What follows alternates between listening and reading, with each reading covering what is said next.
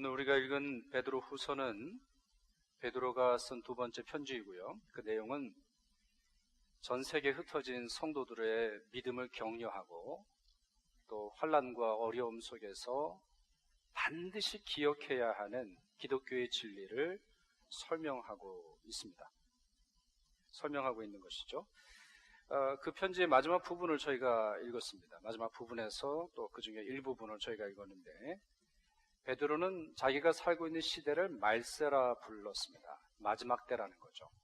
마지막 이제 끝날 무렵이 되었다 이렇게 부르면서 예수 그리스도의 재림을 기억하라.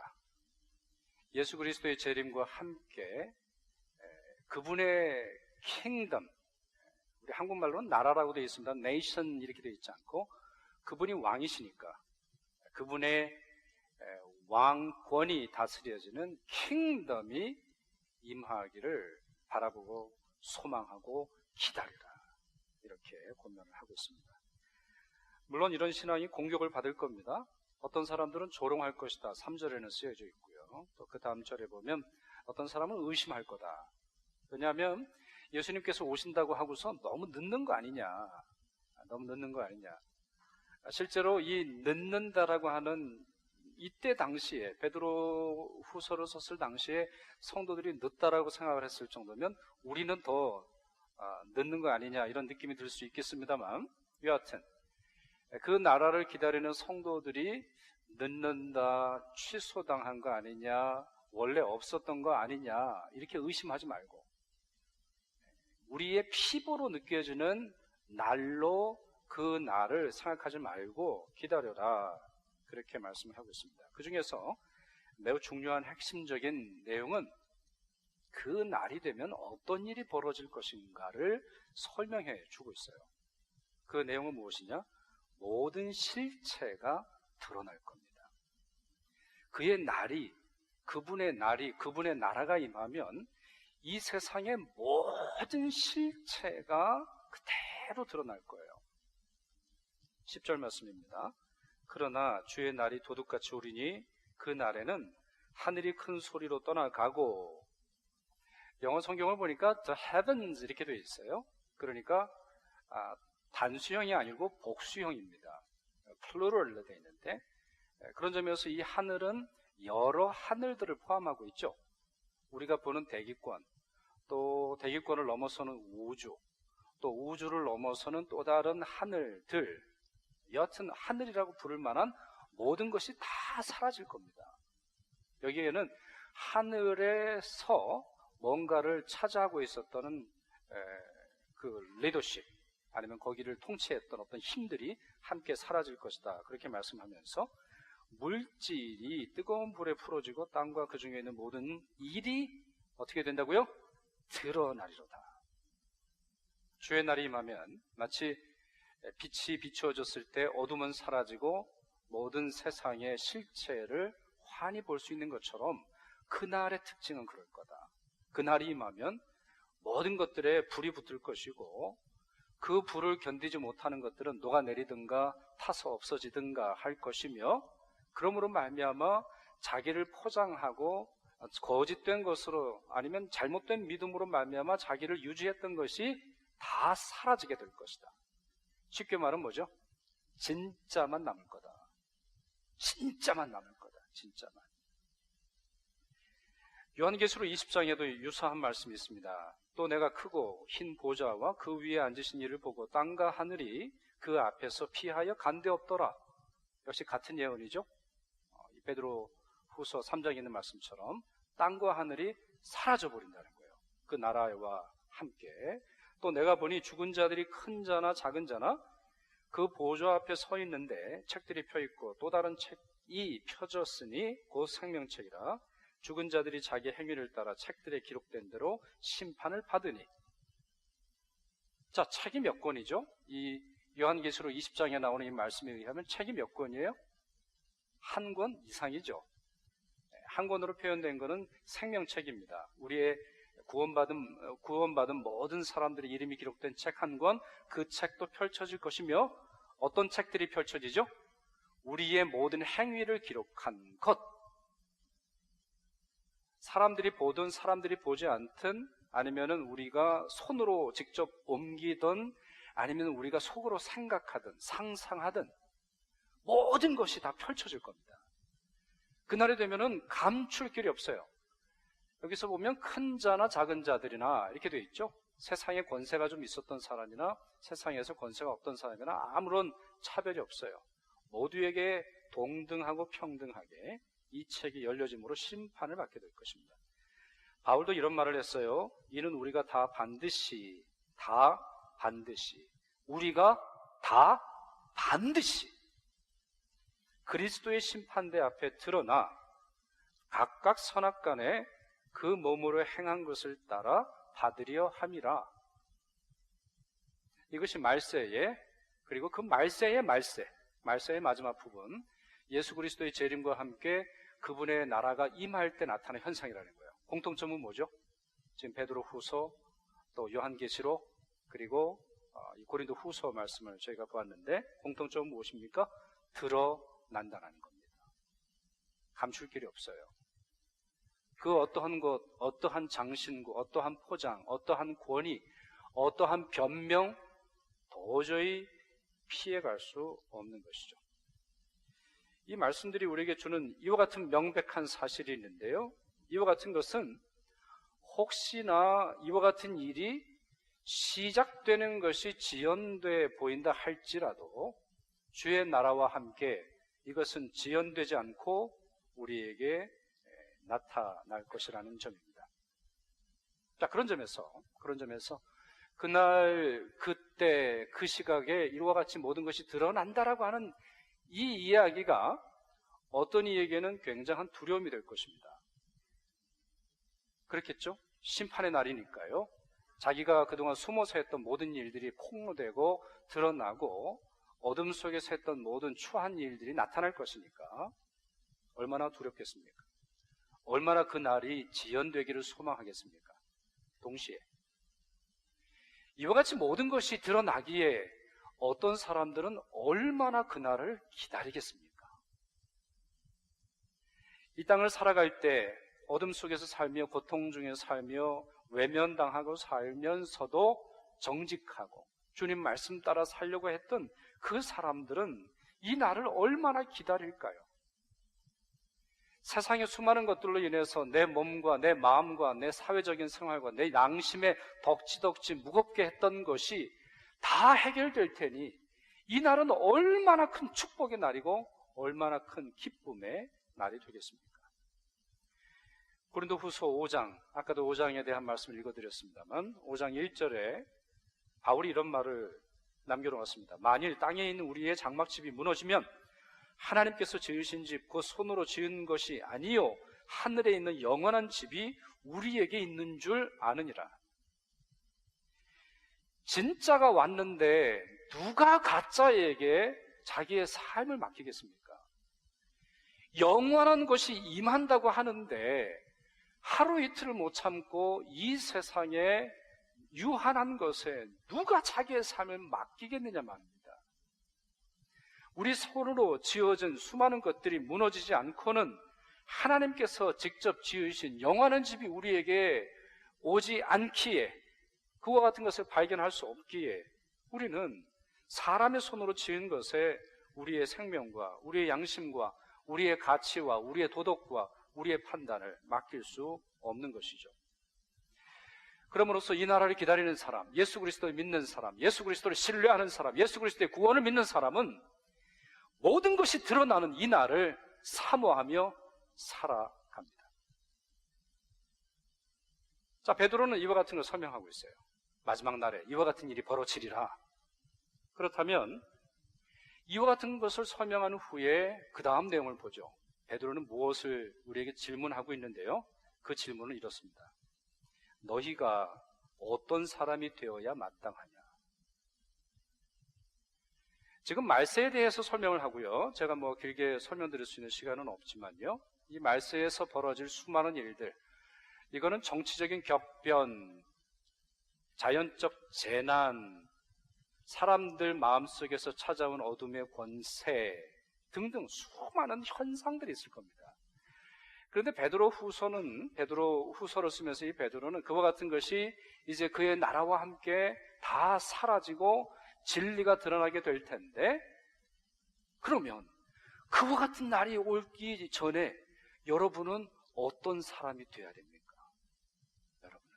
여러분 어떤 사람이 되어야 됩니까? 날짜를 카운트하라고 지금 말하고 있지 않죠? 세상의 현상들을 보면서 조급해한다거나 두려워한다거나 그와 같은 일의 흐름이 어떻게 되는지 살펴보라고 말하고 있지 않죠? 이와 같은 때 여러분은 어떤 사람이 되어야 됩니까? 또 이 날은 체질을 녹일 정도로 불이 붙는 날입니다. 뜨거운 날입니다. 이 불이 붙으면은 모든 것을 다 불사르게 되는 것이니까.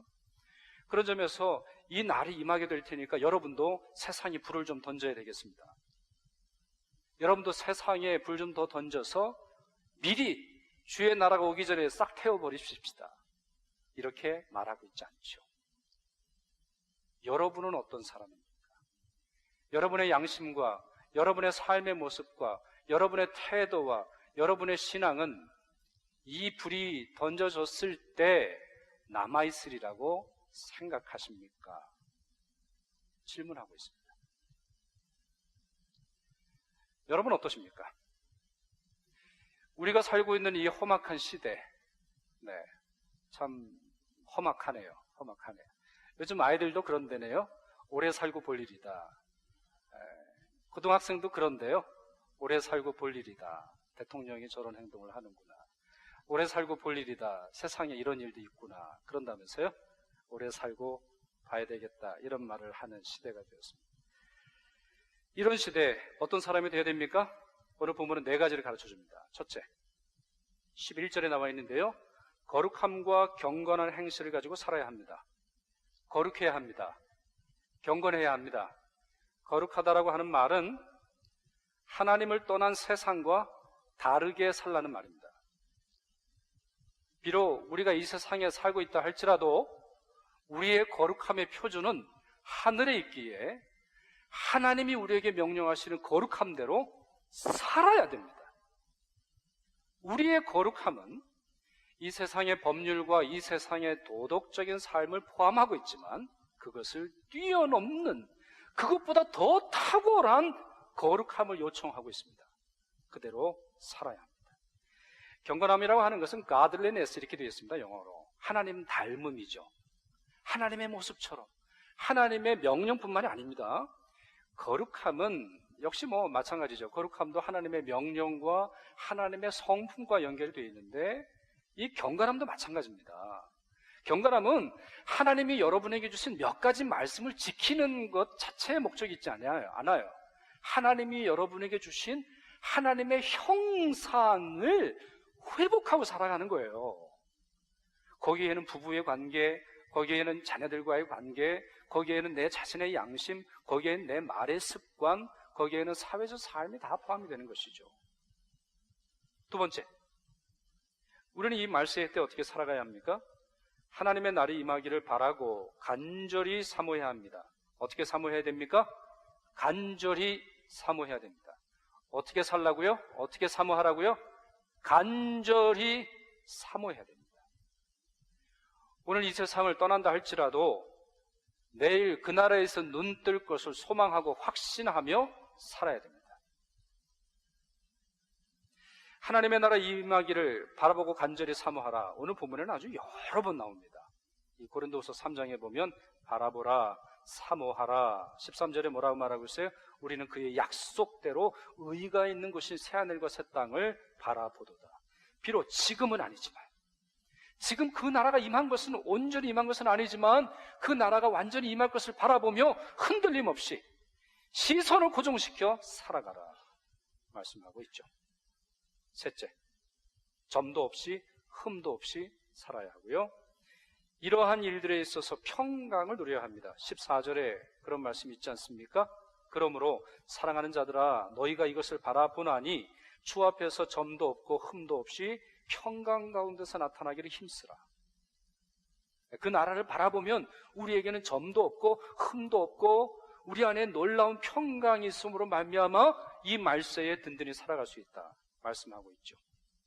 그러면 여기서 질문하지 않을 수 없습니다. 어떤 점인가요? 어떤 흠인가요? 어떤 죄인가요? 뭐가 문제가 되는 건가요? 말세의 때에, 특별히 말세의 때 뭐가 문제가 되는 거예요? 여기서 우리 간혹 여기서부터 이제 실수를 합니다. 어떤 실수를 하냐면 자꾸만 도덕적이고 윤리적인 완벽주의로 빠지는 경향이 있어요. 여기서 점도 없고 흠도 없어라. 그러니까 어떠한 실수도 하지 말아야 돼. 어떠한 죄도 짓지 말아야 돼. 라고 하는 그러한 모습에 있어서 우리를 굉장히 위축시키는 경향들이 있습니다. 그러니까 실수하지 않으려고 하는 거죠. 문제를 아예 안 일으키려고 하는 거죠. 그냥 기도만 들어가는 거죠. 아니면 그냥 문 걸어 잠그고 우리의 양심과 우리의 속생각을 지키려고 노력하는 그 정도로 우리를 리트리트하는, 뒤로 물러나가는 그런 경향이 있어요. 이 말씀은 그렇지 않아요. 예를 한번 들어볼까요? 야고보서 1장 27절입니다. 같이 읽죠. 야고보서 1장 27절 시작.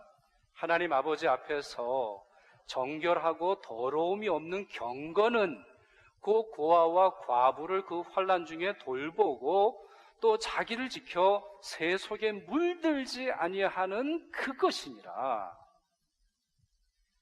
여러분, 이 말씀이 주는 의미가 굉장히 커요. 점도 없이 흠도 없이 살려면 공기도 오염되지 않고 문제 없는 곳을 떠나서 독이야 청청해서 얻을 수 있는 게 아니에요. 여러분, 살이 썩은 환자 보신 적 있어요? 살이 썩고 막 냄새가 나고 막 고름이 가득 차고 막 귀가 떨어져 나가고 막 덜렁덜렁거리는 그러한 환자들 보신 적이 있어요? 저는 여러 번 보았는데요. 그 중에 저는 굉장히 쇼크를 받은 거 있었어요. 그 중에 하나는 욕창이라는 거예요. 욕창이라는 게 뭐죠? 욕창. 지금 뭐 1.5세들은 잘 모르실 것 같아요. 우리가 몸이 마비가 되면요, 그냥 누워 있어야 되잖아요. 꼼짝을 못 한단 말이에요. 팔도 못 움직이고 다리도 못 움직이고 가려워도 못 굴거든요. 그러면 어떤 일이 생기죠? 썩습니다. 매우 쉽게 썩어요. 제가 한국에 있을 때 신방을 해보면 확실히 의료 상황을 보면 그래요. 여기는 뭐 욕창 걸리는 환자는 제가 본 적이 없는데 욕창 걸리는 환자가 얼마나 많은지 몰라요. 가만히 있으면 점과 흠이 없는 게 아니라 스스로 썩어요. 지금 야고보는 경고하고 있지 않습니까? 성도 여러분들 기억하십시오. 하나님이 원하시는 정결하고 더러움이 없는 경건은 고아의 눈물을 이해하는 겁니다. 과부의 고통을 이해하는 겁니다. 세상이 비명을 지를 때 귀를 틀어막고 오 주님 나를 구원해 주소서라고 말하는 것이 아니라는 거죠.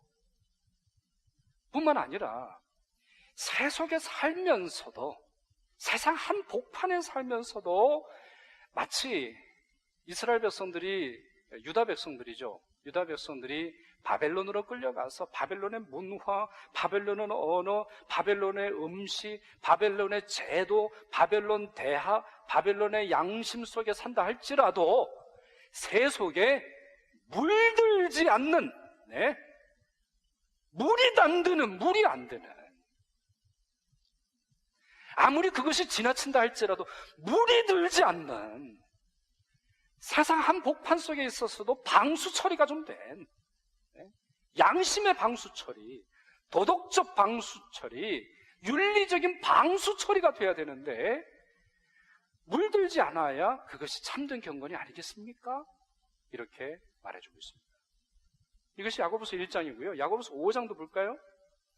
2장 이런 말씀이 있습니다. 만일 형제나 자매가 헐벗고 일용할 양식이 없는데 여러분 중에 누구든지 그에게 이르되 평안히 가라, 덥게 하라, 배부르게 하며 그 몸에 쓸 것을 주지 아니하면 무슨 유익에 있으리까?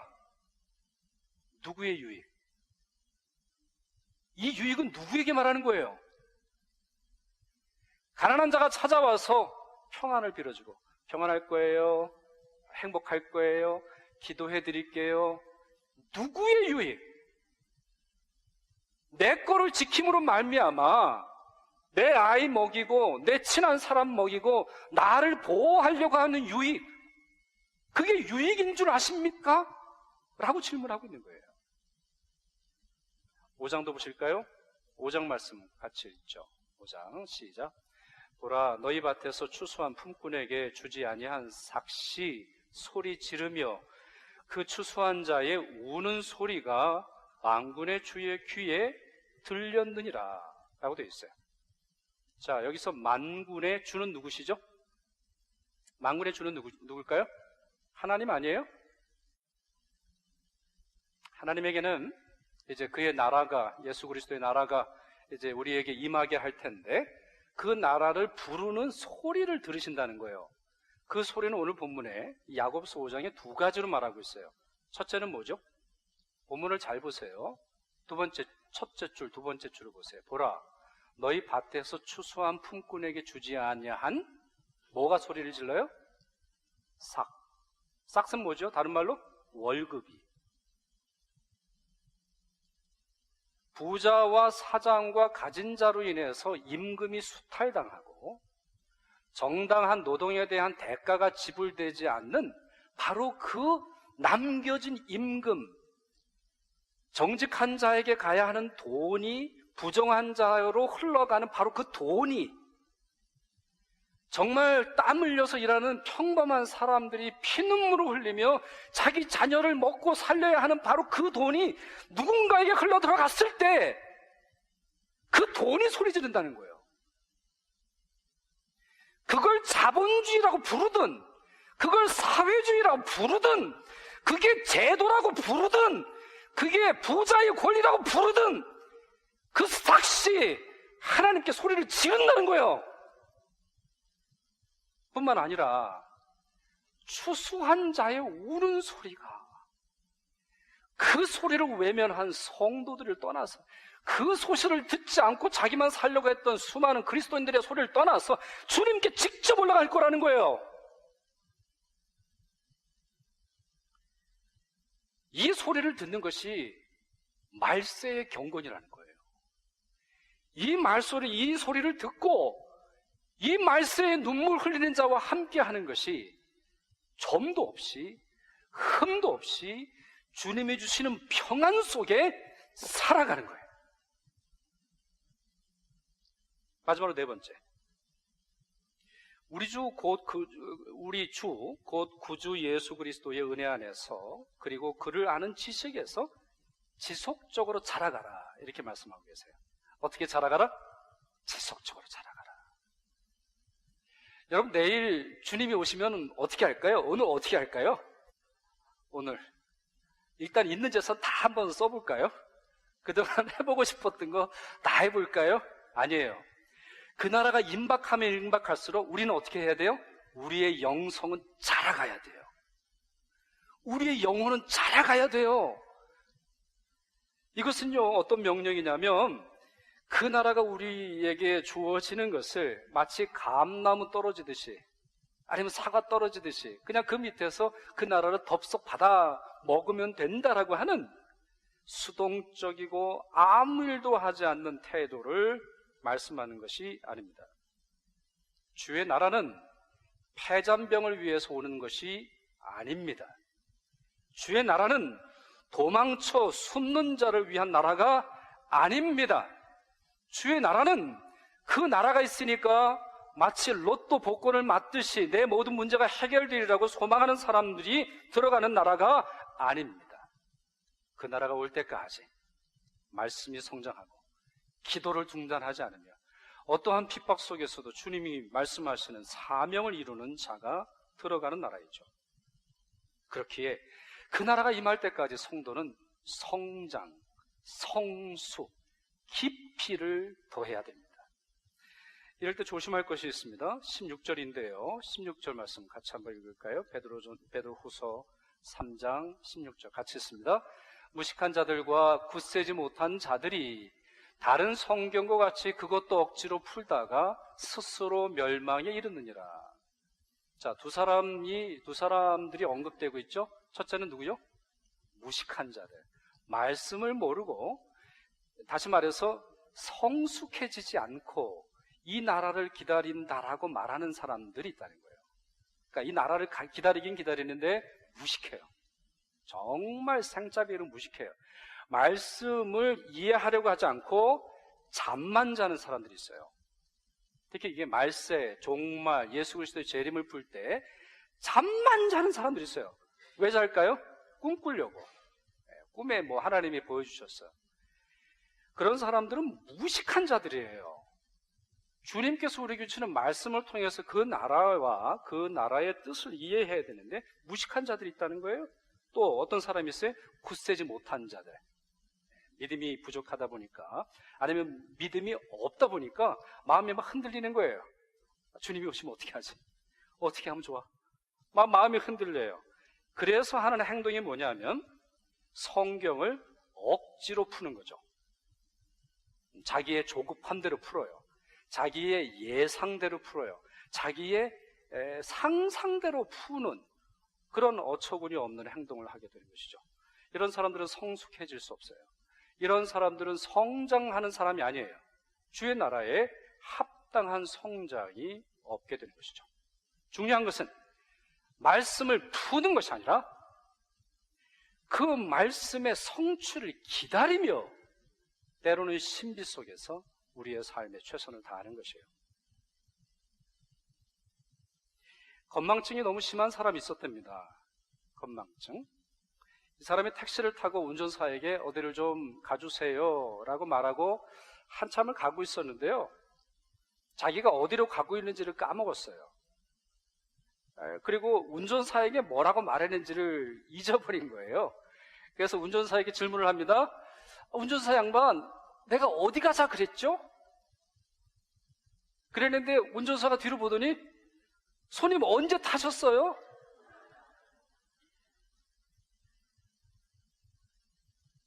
우리는 사실 그렇게 살아갑니다. 우리 어디로 가는지 몰라요. 지금 뭐 어떻게 사는지도 모르겠어요. 우리 지금 어디로 가는 거예요? 그러나 하나 기억하십시오. 주님은 우리의 운전사는 내 삶을 주관하시고 내 가정을 운전하시며 나의 민족과 내 나라와 캐나다와 이 땅을 주관하시는 그분은 어디로 가야 할지 잊지 않으시는 분이십니다. 그분은 그분의 때에, 그분이 정한 방법으로 완전한 때에 그의 나라를 허락하실 것입니다. 비록 우리에게 그 나라는 신비의 나라요, 모든 것이 설명되지 않은 나라요, 아직은 기다려야 되는 나라이지만 이 약속을 굳건히 붙들고 예수 그리스도께서 2000년 전에 오시고 다시 오시겠다라고 하는 그 약속이 이루어질 때까지 믿음 지키며 우리의 사명을 다하며 경건한 삶과 거룩한 삶으로 살아갈 수 있기를 바랍니다. 기도하겠습니다. 영원한 구원자 예수님, 오늘도 귀한 말씀으로 저희가 사는 시대를 이해하며 바로 이때에 어떠한 모습으로 살아야 할지 알게 하시니 감사드립니다. 저희 모두가 주의 날을 기다리며 살게 하옵소서. 때때로 저희는 이 세상의 즐거움과 이 세상의 절망에 취하여서 주님이 계신 것도 주님의 나라가 임할 것도 잊고 살 때가 많이 있었습니다. 그럴 때마다 주의 날을 기억하게 하옵시고 저희들에게 주신 이 시대와 이곳에서 거룩하고 경건하게 살게 하옵소서. 빛이 임하였을 때 어둠이 몰아나가는 것처럼 진리가 도착했을 때 비진리가 사라지는 것처럼 참된 의가 우리에게 주어졌을 때 불의가 사라지는 것처럼 주의 나라와 주님의 뜻이 우리에게 임하게 하옵소서. 다시 오실 예수 그리스도 이름으로 기도하옵나이다.